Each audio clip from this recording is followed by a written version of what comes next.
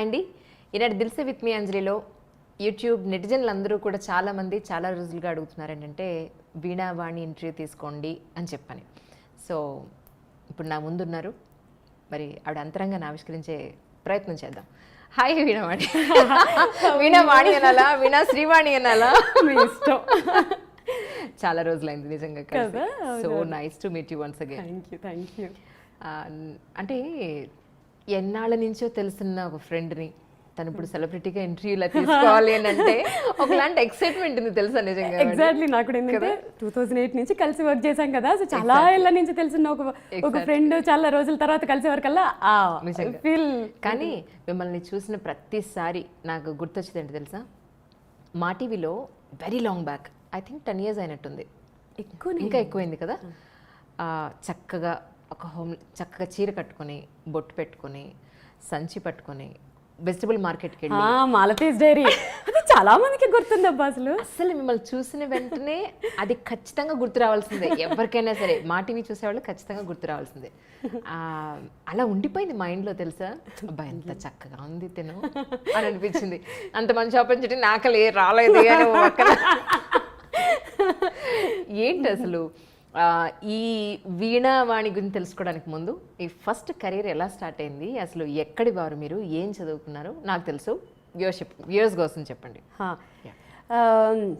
East Godavari నందంపూడిలో పుట్టాను నేను. 8th class వరకు కూడా అన్నిట్లో ఫస్టే, అసలు స్కూల్ ఫస్ట్, అసలు ఆటలు పాటలు అన్నిట్లో టాపర్. సడన్గా అప్పుడు 8th standardలో అనుకుంటా ఈటీవీ ఏవో స్టార్ట్ అయినట్లునే, 8thలోనూ 9thలోనూ. అప్పుడు సుమక్క, ఝాన్సీ గారు వీళ్ళందరూ అసలు ఇళ్ళల్లో ఆరాధ్య దైవాలు అందరికీ. వీళ్ళందరూ పొగుడుతుంటే ఆబ్వియస్లీ ఎలా ఉంటుందంటే, ఇప్పుడు మనం అన్నిట్లో టాప్ ఉంటే అందరూ మనల్ని మెచ్చుకోవాలి, అందరూ మన వైపే చూడాలనిపిస్తుంది కదా. మేబీ అటెన్షన్ కోరుకున్నానేమో తెలియదు. అందరూ ఇంట్లో వాళ్ళందరూ ఆవిడ ఎంత బాగా చేస్తుందో, సండేస్ అందరూ వస్తుంది, అది వస్తుంది, నేను ఎందుకు యాంకర్ అవ్వకూడదు, సో నేను యాంకర్ అవ్వాలి, ఒకటే స్లోగన్ ఉండేది నాకు, రాబోయే కాలానికి కాబోయే యాంకర్ని, ఇదే మాట. సో అప్పుడు మా మామయ్య ఉంటారు, రైల్వేస్లో చేస్తారు, నాగేశ్వరరావు గారు. ఆయన నన్ను, వాళ్ళకి ఆడపిల్లలు లేరు ఆయనకి, నన్ను బాగా చిన్నప్పటి నుంచి ప్యాంపరింగ్ అనమాట. ఇది యాంకరింగ్ అంటుందని చెప్పి లోకల్ సిటీ కేబుల్లో ఎండి మధు అంకుల్ ప్లస్ అక్కడ నటరాజన్ అని న్యూస్ ఇన్ఛార్జ్, సో వాళ్ళ దగ్గర తీసుకుపోయి ఎలాగైనా తెలీదు మా అమ్మాయిని యాంకర్ చేయాలి అని చెప్పి పెట్టారు. సో పాపం ఈయన మాట కాదనిలేక వాళ్ళు అక్కడ 2-3 ప్రోగ్రామ్ లోకల్ సిటీ కేబుల్లో ఏముంటాయి, అన్ని షోలు నేనే మొత్తం. స్కూల్ నుంచి వెళ్ళాలి, అక్కడ యాంకరింగ్ చేయాలి, పక్కనే మా సర్టిఫికేట్ కోర్సు అయ్యగారు సత్యప్రసాద్ గారి దగ్గర చేశాను, ఆయన ఇల్లు. సో మేకప్ ఏముంటుంది, జస్ట్ లిప్స్టికేగా తుడిచేసుకుని వెళ్ళిపోవాలి. మళ్ళీ ఆంటీ ఉండేది, తుడుచుకో మేకప్ తుడుచుకో, క్లాస్ స్టార్ట్ అయింది రా తొందరగానే. మా సార్ వాళ్ళ వైఫ్ రాజలక్ష్మి ఆంటీ, తుడుచుకో మేకప్ తుడుచుకో తొందరగా. క్లాస్ అటెండ్ అయ్యి అన్ని సైకిల్ మీదే. అసలు ఎంత ఇప్పుడు తలుచుకుంటే అనిపిస్తుంది, అబ్బో ఎంత కష్టపడ్డాను, ఎంత లాంగ్ అయినా సైక్లింగ్ చేసుకుంటూ వెళ్ళి అలా స్టార్ట్ అయిన కెరీర్. ఆ యాంకరింగ్ అక్కడ ఉండే ఆ పునాదులు ఇక్కడ శాటిలైట్ ఛానల్స్లో చేయడానికి చాలా హెల్ప్ఫుల్ అయిపోయాయి. ఫస్ట్ అటెంప్ట్లోనే సెలెక్ట్ అవ్వడం మా టీవీలో, అసలు ఎక్కడ తిరిగి చూసుకోలేదు. ఇంకా ఎన్నాళ్ళు చేశారు మా టీవీలో? అప్పుడు కంటిన్యూస్గా 2002లో మా టీవీలో సురేష్ తేజ్ గారు ముందు చనిపోయారు కదా, సో వారు మా టీవీలో ఫస్ట్ ఉన్న డైరెక్టర్, ప్రేమతో అని మూవీకి షోకి తను నా ఫస్ట్ డైరెక్టర్ అనమాట. తర్వాత కన్సీవ్ అయిన తర్వాత బేబీ కొంచెం గ్యాప్ వచ్చింది. తర్వాత మిస్సెస్ ఏపీ కంటెస్టెంట్గా వెళ్ళి, మిస్సెస్ ఏపీగా ఇది కూడా మర్చిపోవద్దు. దాని తర్వాత 2006 నుంచి 2014 వరకు అసలు రోజుకి 3 ఛానల్స్ 4 ఛానల్స్ వర్క్ చేసిన రోజులు కూడా ఉన్నాయి. వెనక్కి తిరిగిన రోజులే లేదు, మీకు తెలుసు కదా. నిజం. చాలా మంది కింద కమెంట్స్లో అడుగుతున్నట్టున్నారు, నేను పెళ్లి చేసుకుంటాను. నేను మా వారితో అంటాను, ఏమండి కామెంట్ వచ్చింది, మా వారిని అడిగి చెప్తానని చెప్పు అంటారు. సో అదంతా అభిమానం ఉంటుంది అంతే. కానీ నిజంగా చక్కగా ఈ రోజుల్లో అంత జుట్టు ఎక్కడ చూస్తున్నాం, ఎక్కడైనా కనపడుతుందా? ఈవెన్ నాతో కనిపించదు. పెళ్ళి పిల్లలు అయిపోయిన తర్వాత ఆ జుట్టు కనపట్టలేదు, ఈ లుక్ కనపట్టలేదు. చక్కగా ఆ వీణ, ఆ బొట్టు, ఆ బొట్టలు, ఆ జడ సెట్ అయిపోయింది అంతే. నేను ట్రెడిషన్స్కి, మన హిందూ అంటే ఆచారాలకి, సంప్రదాయాలకి చాలా విలువిస్తానండి. దేవుడైతే ఏంటి, స్పిరిచువల్, వెరీ స్పిరిచువల్. మా అత్తమ్మ ఏం చెప్తే అదంతా, మాకు సంప్రదాయాలు బాగా ఎక్కువ. ఒక టాపిక్ వచ్చింది కాబట్టి ఒకటి చెప్తాను. మా అత్తమ్మ పెళ్ళైన ఫస్ట్ డే ఇంట్లోకి రాగానే చెప్పారనమాట, ఇంట్లో కొన్ని ఆనవాయితీలు ఉంటాయి. అదేంటంటే మాకు మట్టి గాజులు వేసుకోకూడదు, మేము నల్లపూసలు వేసుకోకూడదు, ప్లస్ పుస్తల తాడు ఎవరికి కనపడకూడదు, ఓకే. మంగళసూత్రం. మా అత్తమ్మ వాళ్ళు కొంగులు కప్పుకునేవారట. ఇప్పుడు ఈ ట్రెండ్లో అలా ఉండలేము, ఆబ్వియస్లీ కాలానుగుణంగా మారాలి. అప్పుడు ఏం చేస్తానంటే నేను పుస్తల తాడు వెనక్కి పెడతాను. చాలా మంది అనుకుంటారు నేను తీసేస్తానేమో అని. ఓకే. నో, వెనక్కి పెడతాను పుస్తల తాడు. ఓకే. సో ఇలా అంటే ఏ జిల్లా వాళ్ళు? మేము తెలంగాణ, మెదక్. ఓకే. ఓకే. కానీ వాళ్ళ వంశంలో కొన్ని ఆచారాలు ఉంటాయి కదా. సో మా వంశంలో ఇవి ఆనవాయితీలు. ఓకే. ఇది ఇది దిష్టి తగులుతుంది అలా చూపించకూడదు అందరికీ అను సంథింగ్ అది. So okay.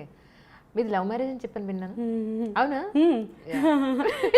ఎలా అసలు మీరు సన్నగా చక్కగా ఈ రోజుకి తిరుపతి లడ్డు ఎలా అసలు ఎక్కడ పరిచయం మీది? నేను ఇంటర్ నుంచి, నేను చిన్నప్పటి నుంచి సెల్ఫ్ రెస్పెక్ట్ అంటే నేను మా డాడీని వాళ్ళని ఇబ్బంది పెట్టకూడదు అన్నట్లు అనమాట. సో ఇంటర్లో ఉన్నప్పుడే క్లాసెస్ చెప్పేదాన్ని. నేను రైల్వే స్టేట్ సెకండ్ ర్యాంక్ నాది, ఆర్ఆర్బి. సో జాబ్ వచ్చిందనమాట. సో ట్రైనింగ్ కోసం హైదరాబాద్ వచ్చాము. ఓకే. సో ట్రైనింగ్ తీసుకుంటున్నప్పుడు డాడీకి ఎక్కువ ఇబ్బంది అవ్వకూడదు అని చెప్పి క్లాసెస్ తీసుకునేదాన్ని, వీణా క్లాసెస్. సో మా హస్బెండ్ వాళ్ళ కజిన్ వాళ్ళ డాటర్ నా దగ్గర క్లాసెస్కి వచ్చేదనమాట. ఒకరోజు తన్ని తీసుకెళ్ళడానికి మా హస్బెండ్ వచ్చి చూసి నన్నే చేసుకుంటాను కూర్చున్నారు. ఎవరు ఫస్ట్ ప్రపోజ్ చేస్తారు? ఆయనే చేస్తారు ఆబ్వియస్లీ. మనకు అంతా అస్సలు అవి నచ్చేవి కావు అసలు, అస్సలు నచ్చేవి కావు. కాకపోతే ఏంటంటే నేను అందానికి ఇంపార్టెన్స్ అస్సలు ఇవ్వనండి, అస్సలు అందానికి ఇంపార్టెన్స్ ఇవ్వను. ఇవాళ ఉంటుంది రేపు పోతుంది అది. ఇప్పుడు ఇవాళ మా ఆయన తిరుపతి లడ్డులా ఉండొచ్చు, 1 year తర్వాత నేను అవ్వచ్చు. సో నేను ముద్దుగా పిలుచుకుంటాను తిరుపతి లడ్డు. సో అందానికి అస్సలు ఇంపార్టెన్స్ ఇవ్వను. ఆయన నేచర్ ఎలా అంటే నేను ఇప్పటివరకు అలాంటి ఒక జెంట్ అంటే ఒక మగవాళ్ళలో చాలా రేర్గా ఉంటారు. అంటే ఒక భార్య ఎమోషన్స్ని అర్థం చేసుకుంటూ లైక్ నాకు ఎలా కావాలో అలా, నాకేం కంఫర్ట్స్ కావాలో నాకంటే ముందు. ఇప్పుడు ఫర్ ఎగ్జాంపుల్ నేను ఇప్పటివరకు చెక్ పోస్ట్లోకి వెళ్ళాలనుకుంటే నాకంటే ముందు స్టడీ చేసేస్తారు. ఇక్కడ నేను ఏమైనా ఇబ్బంది పడతానా, దారిలో ఏమైనా ఉంటాయా చేసి నువ్వు వెళ్ళు అంట. అంత కేరింగ్, కంఫర్ట్ చూస్తారు. సో ఇప్పుడు అనిపిస్తుంది నా సెలక్షన్ తప్పుగా లేదు. ఆయన ప్రపోజ్ చేసిన వెంటనే ఓకే చెప్పేశాను, నో ప్రాబ్లం. ఇంట్లో ఏం ప్రాబ్లం కాదా? అవుతాయి, ఆబ్వియస్లీ అవుతాయి. సో నేను పెరిగిన వాతావరణానికి ప్రకారం అంటే మాది అగ్రహారం. సో అమ్మమ్మలు వాళ్ళందరూ మాట్లాడుకోవడం ఏంటంటే పెళ్ళైన తర్వాత ఆడపిల్లకి అత్తగారిల్లే మొత్తం, అత్తగారు మామగారే సర్వస్వం, పెళ్ళైన తర్వాత అటే ఉండాలి అనేవి విని ఉన్నాను. కాబట్టి ఇటే బెండ్ అయ్యాను. అంటే మగపిల్లోడు తల్లిదండ్రులు చూసుకోవాలి బాధ్యత, ఆడపిల్లని అత్తగారు వాళ్ళు మామగారిని చూసుకునే బాధ్యత నాది. సో 2 పడవల మీద కాలు పెట్టకూడదు లవ్ మ్యారేజ్ చేసుకున్నప్పుడు, ఎందుకంటే అది ఫెయిల్ అయ్యే ఛాన్సెస్ ఎక్కువ ఉంటాయి. అది ఎందువల్ల అనేది కొంచెం ఫేస్ చేసిన వాళ్ళకి తెలుస్తుంది. ఆ మెచ్యూరిటీ కూడా రావాలి, ఎంత చెప్పినా అర్థం కాదు. సో అందుకని ఒక పడవను వదిలేయాలి అనుకుంటున్నప్పుడు మన హిందూ ధర్మం ప్రకారం నా బాధ్యత ఏంటి, సో ఇటు మొగ్గి అటు వదిలేసి. బాధ అనిపించట్లా? బాధ అనిపిస్తుంది కొన్ని సందర్భాల్లో, ఎందుకు అనిపించదు కదా. కానీ ఆ బాధని చెప్పానుగా రీప్లేస్ చేసేసారు మా హస్బెండ్. ఎట్లా అంటే వాళ్ళ మేనమామ ఉంటారు, సొంత మేనమామ, పెళ్ళైన వెంటనే వాళ్ళని దత్త తీసేసుకున్నారు. అమ్మ నాన్న అని వాళ్ళనే పిలుస్తాను. మా అత్తమ్మ ఒక అమ్మ, మా కో సిస్టర్ ఒక అమ్మ. ఇంతమంది నన్ను ప్యాంపర్ చేసి చూసుకుంటున్నప్పుడు, ఇంత బాగా చూసుకుంటున్నప్పుడు కెరీర్ మీద కాన్సన్ట్రేషన్ చేసాం. ఇంకా వెనక్కి తిరిగి చూసుకోలేదు. పాప ఇంకా అవన్నీ పెట్టుకుంటే ముందుకెళ్ళలేం. లైఫ్ ఎలా వెళ్ళిపోతూ ఉంటుందో వెళ్ళాలి అంతే. It's wonderful. కానీ అప్పటి నుంచి వీణలో మీకు బాగా అనుభవం ఉంది యాక్చువల్లీ, చిన్నప్పటి నుంచే. కానీ ఎక్కువ అవేర్నెస్ వచ్చింది ప్రజల్లో, శ్రీవాణి వీణ వాయిస్తారు, లేదంటే ఇప్పుడు ఇన్ని మూవీస్కి చేశారు, ఆ లిస్ట్ మనం నెక్స్ట్ క్వశ్చన్లో తీసుకుందాం. ఇప్పుడు ఇంత సచ్ గ్యాప్ ఎందుకు వచ్చిందంటారు? స్టార్టింగ్ నుంచి మీకు ఆ విద్య అయితే మీలో ఉంది, అవును, కానీ ఇంత గ్యాప్ ఎందుకు వచ్చింది మీ ఉద్దేశం? చెప్తాను. మంచి క్వశ్చన్ ఇది. గ్యాప్ ఎందుకు వచ్చింది అని అంటే, మనం ఏదైనా ఒక విద్య స్టార్ట్ చేసినప్పుడు సరస్వతి అమ్మవారికే మొక్కుతాం, ఆమె చేతిలో ఉండే వీణకి చాలా గౌరవం ఇస్తాం. ప్రాక్టికల్గా చూస్తే ఈ వీణని డైరెక్ట్గా చూస్తే పర్సంటేజ్ ఎంత నేను చెప్పలేను, కానీ చాలామంది పీపుల్ ఒక బ్రహ్మ పదార్థం చూసినట్లు, అమ్మో అది మనకు అర్థం కాదురా, అదేదో ఇన్స్ట్రుమెంట్, ముట్టుకోవాలంటే కూడా ఏదో కత్తినో చాకునో ముట్టుకోవాలన్నట్టుగా ఫీల్ అవుతారు. అవునా కదా? అవును. సో అదేంటో బ్రహ్మ పదార్థం. దానివల్ల ఏమైపోతుందంటే అంతరించిపోతుంది, ఆల్మోస్ట్ అంతరించిపోతుంది. నేను ఒక 2008లోనేమో ఒక రియాలిటీ ఒక సెలబ్రేషన్స్ మనం ఇప్పుడు చూడండి వినాయక చవితికి అప్పుడు స్పెషల్ ఎపిసోడ్స్ పెడతారు కదా, ఒక పెద్ద ఛానల్లో స్పెషల్ ఎపిసోడ్ పెట్టినప్పుడు అందరూ తల యాక్టివిటీ చేస్తున్నారు, నేనేం చేస్తాను వీణ వాయిస్తానని చెప్పాను. సో డైరెక్టర్ గారు కూడా నా మీదగా అప్పటికే ఆయన పాపం విముఖంగానే ఏం వీణ ఎవరు వింటారు అనుకుని నా మీద గౌరవంతో సరేనండి మేడం తెచ్చుకోండి అన్నారు. ఓకే, అందరూ డాన్సులు చేశారు, అవి చేశారు ఇవి చేశారు. అప్పటికే సెట్ సౌండ్స్ తోటి దద్దరిల్లిపోయిన టైంలో నేను కూర్చున్నాను, వీణ పెట్టుకున్నాను. అప్పటికి ఇంకా నాకు మైక్స్ ఎలా సెట్ చేయాలి, ఈ ట్రాక్స్ ఏంటి, ఈ సౌండ్స్ మీద అంత అవగాహన లేకపోవటం వల్ల వాయిస్తూ ఉంటే అందరూ ఒక్కొక్క వికెట్ పడిపోతుంది. అమ్మో ఇవిడు ఎప్పుడు ఆపేస్తుందని కొంతమంది, నా మీద ప్రేమతో కొంచెం ఇలా అనేవాళ్ళు కొంతమంది, వాళ్ళ మొహాలన్నీ నాకు అర్థం ఎక్కువ ఇబ్బంది పెట్టకూడదని ఆపేశాను. అలాంటివి ఎన్ని ఫేస్ చేశానో నేనైతే. అసలు ఇంట్రెస్టే ఉండేది కదా ఎవరికి, వీణ అంటే ఎవరు వింటారు, వింటే కదా మనం వాయిస్తాము. అందువల్ల నేనే ఏదో డిప్లొమాలు చేసుకోవడము, ఇంట్లో వాయించుకోవడము, మా ఆయన దగ్గర వాయించుకోవడము, ఏదో ఇంట్లో ఎవరైనా వస్తున్నప్పుడు వాయించుకోవడం, ఇంతే. ఎవరైనా ఎంకరేజ్ చేస్తే వాయిస్తాము. పిల్లలు కూడా మీరు నమ్మరు, ఒక 3 years బ్యాక్ కూడా ఎవరినైనా పిలిచి వాయిస్తా ఉంటే చీ ఇది ముసలాళ్ళు వాయిస్తారు, నేను కీబోర్డ్ వాయిస్తాననేవాడు ఒకడు, గిటార్ వాయిస్తాననేవాడు. అయ్యయ్యో ఏంటిది అని. నో, మా హస్బెండ్ తోటి ఏందండి ఇది, ఇన్నేళ్ళు కష్టపడి ప్రాక్టీస్ చేశాను, ఇది ఇంతేనా అంటే అప్పుడు మా హస్బెండ్ చెప్పారు, వీణ అనేది నా దృష్టిలో కూడా బాబాయ్ చాలా కష్టమైనది, ఆ ఫీలింగ్ పోగొట్టే, అంటే సింప్లిఫై చెయ్యి. వాళ్ళకి అర్థం కానిది వాయిస్తే కదా వాళ్ళు భయపడతారు, వాళ్ళకి అర్థమైంది వాయించు అనేవారికల్లా అప్పుడు ఒక థాట్ వచ్చి సినిమా పాటలు. అంటే ఇక్కడ ఒకటి నేనేం పెద్ద ఘనకార్యం ఏదో చేశానని కాదు, మన పూర్వీకులు అంటే మహానుభావులు చిట్టిబాబు గారు, కొనుక్కుడు వైద్యనాథన్ గారు మీరు చూసినట్లయితే వారు కూడా ఇలాంటి ఒక ఎక్స్పెరిమెంటే చేశారు. అంటే మధ్య మధ్యలో కచేరీలు చేస్తూ మధ్యలో సినిమా పాటలు వాయించేవారు. సో ఇంకా వారు చేసిన ప్రయత్నాల వల్లే కొన్ని ఇన్స్ట్రుమెంట్స్ ఇంకా ఇప్పుడు బతుకున్నాయని అనుకోవాలి. అప్పటికి ట్రెండ్కి తగ్గట్టు వాళ్ళు చేశారు, వాళ్ళని ఫాలో అవుతూ ఏదో చిన్నగా స్టూడెంట్ కాబట్టి ఇప్పుడు ట్రెండ్ని అట్రాక్ట్ చేయడానికి కొత్త కొత్త ఎక్స్పెరిమెంట్లు చేస్తూ నా వీణని నెక్స్ట్ జనరేషన్కి తగ్గట్టుగా మేకప్ చేసి మీరు ఇప్పుడు చూసినట్లయితే నా వీణలు చాలా స్టైలిష్గా ఉంటాయి. సో నెక్స్ట్ జనరేషన్ అట్రాక్ట్ చేయడానికి చేసిన ప్రయత్నాల్లో కొంచెం సక్సెస్ అయ్యాను, సోషల్ మీడియా పుణ్యమాని. ఓకే, సో అంటే వరల్డ్ రికార్డ్ కూడా వచ్చినట్టుంది కదా, అంటే ఏ పాయింట్లో వచ్చింది వ్యూవర్స్కి అర్థం అవడానికి అడుగుతా. నాకు మబు షేక్ అని నాకు వీణలు తయారు చేస్తారు. ఆయన కూడా ఎట్లా అంటే నార్మల్గా వీణలు చేసేసామా మేళాలు చేసేసామా అనే టైప్ కాదు ఆయన, ఏదో సాధించాలి సేమ్ నాకు తగ్గడా ఆయన కూడా. ఒకసారి ఒక చిన్న వీణ చేసి తీసుకొచ్చారు, అమ్మా ఇది షోకేస్లో పెట్టేది కాదు, నేను ఇది తయారు చేశాను మీరు వాయించవచ్చు అన్నారు. కానీ మీరు నమ్మరు, ఆ చిన్న వీణ మీద వాయించడం అనేది పెద్ద గొప్ప ఇంట్లో అనుకుంటారు జనాలు. ఎంత కష్టం అంటే సర్టెన్ వరకే మీకు వేలు వెళ్తుంది, తారాస్థాయికి వేలు వెళ్ళవు, అక్కడ పట్టవు వేళ్ళు, శృతులు చేయలేము. అలాంటిది దాని మీద western, classical, semi classical, Hindi, Telugu అలా కొన్ని ఐటమ్స్ మీద వీణ వాయించి నేను వరల్డ్ రికార్డ్ చేశాను దాన్ని. ఎన్నాళ్ళు ప్రాక్టీస్ చేశారు దాని మీద? అమ్మో దానికి బాగానే చేశాను. అంటే ఎన్నాళ్ళు అంటే టైం పీరియడ్ తక్కువే కానీ హార్స్ ఎక్కువ, గంటలు ఎక్కువ. ఈ చేతులు ఇక్కడంతా కాయలు కాచిపోయి శృతులు చేస్తుంటే ఆ ఫోటో ఒకళ్ళు గిఫ్ట్ కూడా ఇచ్చారు నాకు, ఆ వేళ్ళు ఉంటాయి ఇక్కడ అలా శృతి చేసినప్పుడు అవి తిరగక పిరడాలు చాలా కష్టమయ్యి. సో అవి చాలా దానికి కొంచెం కష్టపడ్డారు. ఒక వీడియో చూసాను మీద, నేను వేళ్ళు కూడా బాగా బ్లాక్గా అయిపోయి ఉన్న వీడియో ఒకటి చూసాను. ఇప్పుడు ఎలా ఉన్నాయి? ఇప్పుడు అలానే ఉంటాయి ఇంకా కొంచెం. Oh my God. ఆబ్వియస్లీ మీకు ఎక్కువ గంటలు ప్రాక్టీస్ చేస్తే వేళ్ళు ఇలా అవుతాయి.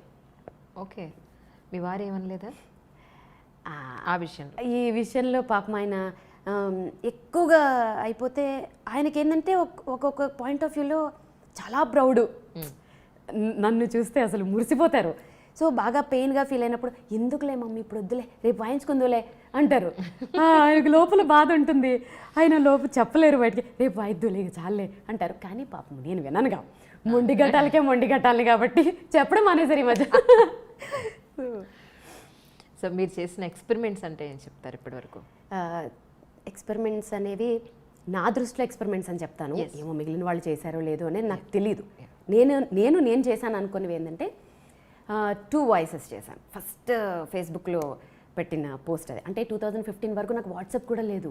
ఓకే, అసలు ఫోన్ అనేది ఏంటంటే మా ఆయనకి ఫోన్ చేయడానికి, నెక్స్ట్ డే షూట్ వేరే ఛానల్ నుంచి డైరెక్టర్ ఫోన్ చేయడానికి, ఈ రెండింటికే వాడతారు అనేది నా పరిస్థితి కూడా అంతే. యూట్యూబ్ అంటే తెలియదని ఈ రోజు యూట్యూబ్ ఛానల్లో పనిచేస్తున్నా అనిపిస్తుంది నిజంగా, లిటరల్లీ. సో 2015లో ఇది స్టార్ట్ చేసినప్పుడు ఒక ఎగ్జాంపుల్ చెప్తాను. మా మేనల్లోడు ఉంటాడు అనమాట, వాడికి నేను యాంకర్గా బాగా గొప్ప, మా అత్తయ్య అని అంటారు, యూఎస్లో ఉంటాడు. వాడు ఒకరోజు నేను ఇదే డిస్కషన్లో ఉండి ఇదే మూడ్ ఆఫ్లో ఉండే టైంలో, అంటే దేవుడు మనుషుల్ని పంపిస్తాడంటారు కదా, అట్లా ఒక వీడియో పంపించాడు. ఆమె ఎవరిదో అసలు, అంటే లర్నర్ ఆమె, ఏం వాయిస్తుందో కూడా నాకు అర్థం కావట్లే. అత్తాయ్ నువ్వు అసలు ఈ సాంగ్ ఎలాగైనా ఇలాగ వాయించాలి అత్తాయ్, అది చూడు అన్నాడు. ఏం పాట రా ఇదన్నా, ఏదో ఏఆర్ రెహమాన్ పాట పంపించాడు. అసలు మీరు నమ్మరు, దానికి దీనికి పోలికలు లేవు. నాకు తెలుసు నేను అంతకంటే బాగా వాయించగలను కాబట్టి, వాడికి తెలియదు నేను ఎలా వీణ వాయిస్తాను. ఎగ్జాక్ట్లీ. సో ఏంట్రా ఇది అసలు నాలెడ్జ్ ఉన్న వాళ్ళకి లేని వాళ్ళకి అదే తేడా లేదత్తా ఆమె ఎంత బాగా వాయించింది. సరే నువ్వు నన్ను డైరెక్ట్గా అడుగుంటే అయిపోయేది, ఆమెలాగా వాయించమనడం అనేది ఎందుకు హట్ అయిపోయినప్పుడు. వాడి ఐక్యూ లెవెల్ అంతే. సో వాడితో ఒక హాఫ్ అన్ అవర్ ఫైటింగ్ చేసేసి, సారీ అత్త ఆయన బాగా హట్ అయినట్టున్నావు, అది నన్ను ఎక్కువ ఫీల్ అవ్వక అని చెప్పి ఫోన్ పెట్టేసి, శ్రావణ మాసం అనుకుంటా మంచి పేరెంటానికి వెళ్ళొచ్చాను, మంచిగా రెడీ అయ్యా, వీడికి చూపించాలి నేను ఏంటో అని వాడి మీద కచ్చతోటి 2 వాయిసెస్, అదే దళపతి సాంగ్ ఉంటుంది కదా, సింగారాల పైరులో ఎస్పీ సార్ ఇంకా జయసుదాస్ సార్, దాన్ని 2 strings మీద 2 వాయిసెస్ వచ్చేలాగా జస్ట్ సెల్ ఫోన్లోనే రికార్డ్ చేసి, అది పోస్ట్ చేయడం కూడా రాదు నాకు. మళ్ళీ ఇంట్లో ఎవరో పోస్ట్ చేశారు, ఫేస్బుక్లో పోస్ట్ చేసేసి ఇంట్లో పని చేసుకుంటున్నాను. మీరు నమ్మరు, 15 minutesలో ఏమో 3000 వ్యూస్. 2015లో 3000 వ్యూస్ అంటే ఒకసారి అర్థం చేసుకోండి. మా వాళ్ళు షాకు, హాఫ్ డేలో 3 lakhs వ్యూస్. సో ఓహో ఇదేదో బాగుంది. సో అప్పుడు అనిపించింది నాకు, ఓకే అంటే మనం రీచ్ అవ్వడానికి ఇది ఒక, నా వీణని ప్రమోట్ చేయడానికి, నెక్స్ట్ జనరేషన్కి ఇవ్వడానికి ఇదేదో బాగుంది అని చెప్పి చంద్రముఖి సాంగ్ పెట్టాను. ఆ తర్వాత ఎవరో ఛాలెంజ్ చేశారు నాతో, ఏంటి మీరు ఎప్పుడు క్లాసికల్సే వాయిస్తారా వీణ మీద, మీరు ఇలాంటి ఫాస్ట్ బీట్లు తీన్మార్లు వాయించలేరా, ఎప్పుడు ఇవేనా అని. మళ్ళీ ఛాలెంజ్, ఎందుకు వాయించలేము, వాయిస్తామని చెప్పి పెద్ద పులి సాంగ్. అయ్యో అది వైరల్ అంటే వైరల్. ఒకళ్ళు అంటే ఒక 5% పీపుల్ అపోజ్ చేసినా పట్టించుకోను, ఎందుకంటే ఒక గోల్ మీద ముందుకెళ్తున్నప్పుడు ముళ్ళు ఉంటాయి, పూలు ఉంటాయి, అన్నీ ఉంటాయి.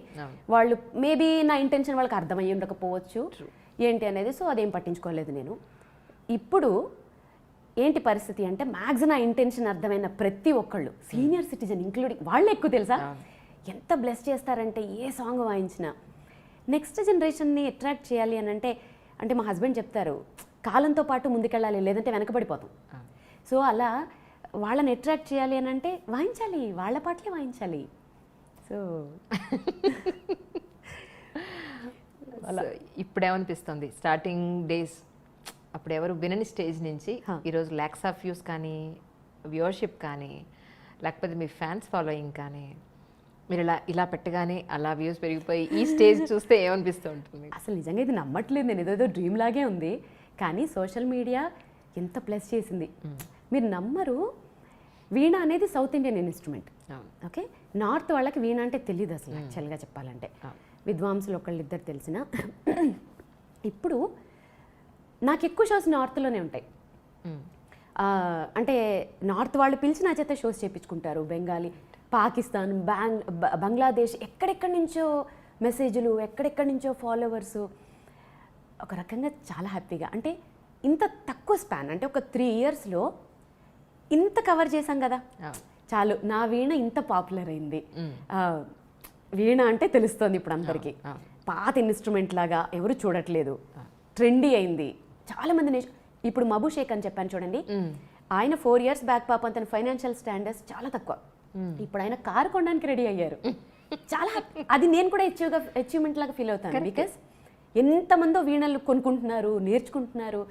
So feeling proud. కానీ ఎంత మంచి పని చేసినా, ఎంత ఎదిగినా, మన వెనకాతల మనల్ని గుచ్చేవాళ్ళు, పొడిచేవాళ్ళు చాలామంది ఉంటూనే ఉంటారు. చాలా పెద్ద అయిపోయింది వీణావాణి లేదా శ్రీవాణి, లేదు అని అంటే తన అందంతో కొట్టుకొచ్చేస్తుంది, లేదా టాలెంట్ ఏమీ లేదు, నాకన్నా ఎక్కువ టాలెంట్, ఇలాంటివి చాలా వచ్చే ఉంటారు అనుకుంటున్నాను. మీ ఎక్స్పీరియన్స్ ఏంటి? ఇక్కడ నేనేం చెప్తానంటే, మీరు చెప్పింది కరెక్ట్, అందంగా ఉన్నారు అది ఇదని కామెంట్స్ వస్తాయి. అది ఎప్పుడు వచ్చాయంటే, యాంకరింగ్ చేసినప్పుడు రాలేదే, ఇప్పుడు ఎందుకు వస్తున్నాయి అంటే, ఫస్ట్ ఆర్ట్, నా వీణను చూసి పెద్దవాళ్ళైనా ఎవరైనా అమ్మాయి ఎంత బాగా వాయిస్తుంది, పద్ధతిగా ఉంది, నెక్స్ట్ డే ఇలాగే వస్తుంది, చక్కగా చక్కగా ఉంది కదా. డెఫినెట్గా. ఒక కొటేషన్ చెప్పనా, విద్య వల్ల అందం పెరుగుతుంది కానీ అందం వల్ల విద్య పెరగదు. ట్రూ. So exactly. ఇంతకుముందు మీరు అనుకున్నట్లుగా అనుకోవచ్చు చాలా మంది, ఒక దగ్గర కాకపోయినా ఒక దగ్గర విద్య. ఇప్పుడు అందం దాంతో ఎంత కొట్టుకొస్తాం. ఇప్పుడు నేను ఇప్పుడు అందంతో చేస్తుంటే మా హాయితే 2 సార్లు చూస్తారు, 3 సార్లు చూస్తారు, 4గోసారి ఎంతకని చూస్తారు చూడరు. టాలెంట్ లేకపోతే చూడరు కదా. విద్య ఉంటేనే చూస్తారు. అవును. నా హార్స్ టుగెదర్స్ గంటలు గంటలు పిచ్చిదాల్లా కూర్చుని సాధన చేసి దేవుడికి కూడా జాలేసి ఉంటుంది. సో మేబీ ఈరోజు బ్లెస్డ్ అంతే. స్టార్టింగ్ డేస్ నుంచి ఈరోజు వరకు చాలా మైల్స్ మీరు ఒక మాటలో చెప్పారంటే అచీవ్ చేశారు. ఏమనిపిస్తుంది లైఫ్? ఇంకా ఏం కావాలనిపిస్తాను? ఎప్పుడు అంటే ఇంకా ఏం కావాలి అనేవి ఎప్పుడు ఆలోచించనండి. ఎందుకంటే తెలియదు లైఫ్ ఎలా పోతుందో మనకి తెలియదు కదా. ఏం ఆలోచించను. ఈరోజు ఏం చేయాలి, నెక్స్ట్ రేపు ఎలాంటి సాంగ్స్ పెట్టాలి, షోస్ దానికోసం కాన్సన్ట్రేట్ చేస్తాను. గోల్స్ అంటే ఏం పెట్టుకోను. ఒక్కటే ఒక్క గోల్, నా వీణ నెక్స్ట్ జనరేషన్కి వెళ్ళాలి. వీణ చచ్చిపోకూడదు. వీణని కాదు, మన క్లాసికల్ ఇన్స్ట్రుమెంట్స్ తీసుకున్నా సరే మన వారసత్వం కదా. మనం ఎప్పటి నుంచి వచ్చేయండి అవన్నీ. చాలామంది సింపుల్గా వోకల్ అనేస్తారు, ఎందుకంటే కష్టం ఉండదు కదా, వినేసి పాడేసేయచ్చు. సో ఇన్స్ట్రుమెంట్స్ చచ్చిపోతున్నాయి. మ్యూజిక్ కాలేజెస్లో చూస్తే మీరు అసలు చూడలేరు. అసలు అవి తుప్పు పట్టేసి, బూజు పట్టేసి, తీగలు తగ్గిపోయి వాయించేవాళ్ళు లేక అవి చూడలేము అసలు మనం కొన్ని మ్యూజిక్ కాలేజెస్లో అయితే. సో అలాంటి స్టేజ్ ఉండకూడదు ఇన్స్ట్రుమెంట్స్కి. అవి మన మన అసెట్స్ అని తెలుసుకోవాలి జనాలు. సో నేర్చుకోవాలి.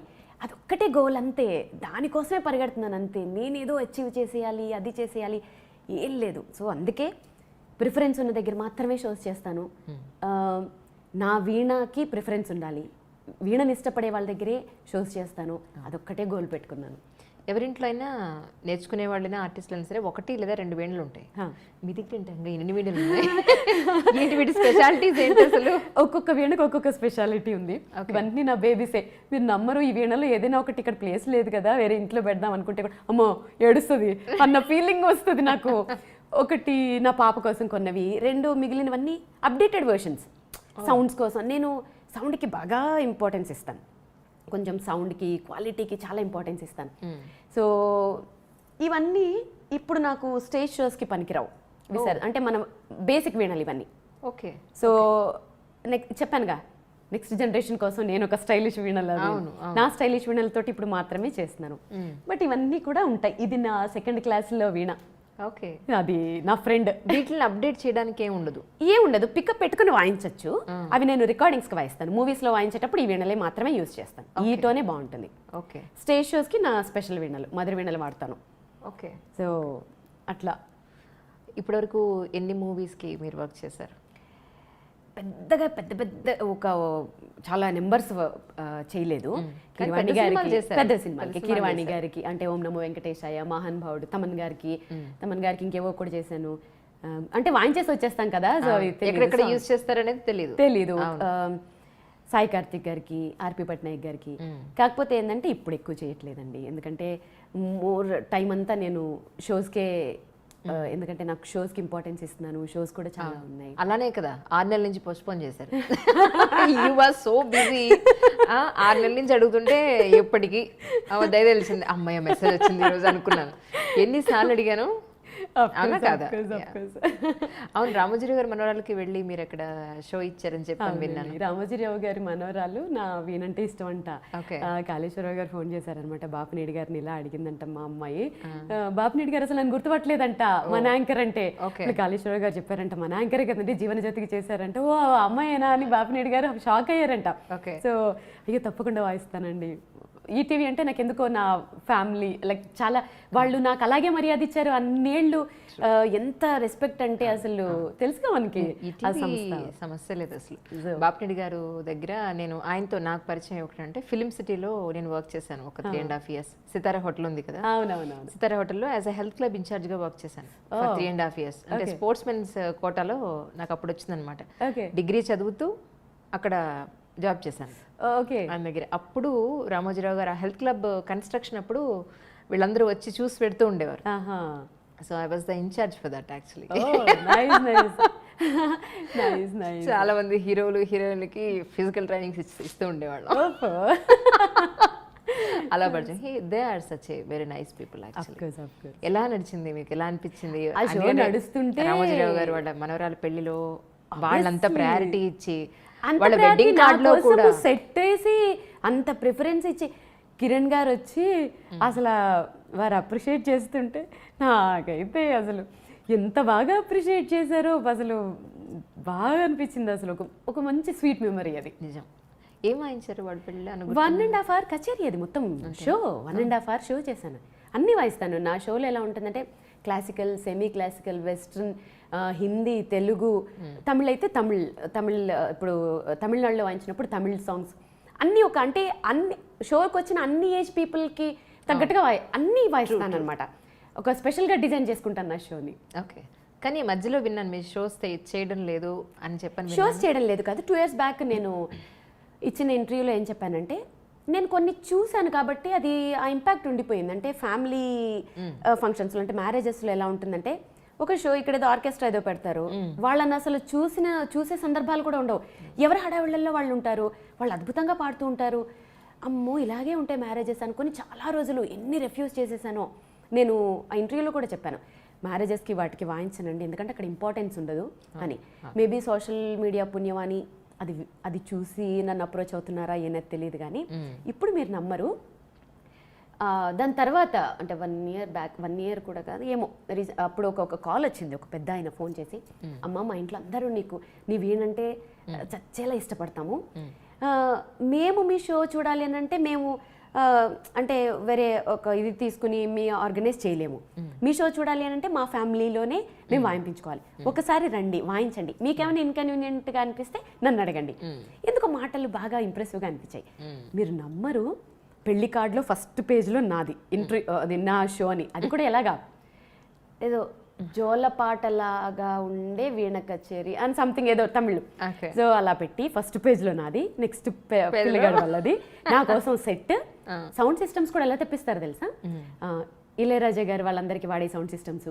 ఇంజనీర్ ఎవరు, ఏఆర్ రెహమాన్ గారి దగ్గర ట్రైనింగ్ తీసుకుని అంటే సౌండ్ కూడా తేడా రాకూడదని అంత ఇంపార్టెన్స్లు ఇచ్చి చుట్టూ మొత్తం ఇంకా చైర్లన్నీ నా వైపు తిరిగిపోయి ఉంటున్నాయి. ఎంత బాగా అనిపిస్తున్నాయో నాకు అనిపించింది అప్పుడు, ఏంటి ఇలా ఇంత బ్లెస్డ్ నేనని. ఇప్పటి వరకు చేస్తున్న ఫ్యామిలీ ఫంక్షన్స్ అన్నీ అదే ఇంపార్టెన్స్లు. సో బాగా అనిపిస్తుంది. సో అలా ఇంపార్టెన్స్ ఉంటే ఖచ్చితంగా చేస్తాను. No doubt. రీసెంట్గా అయితే చెన్నైలో ఓన్లీ 100 members హోమ్ కాన్సర్ట్, అది నా కోసమే పెట్టుకొని నా కచేరీ పెట్టుకున్నారు.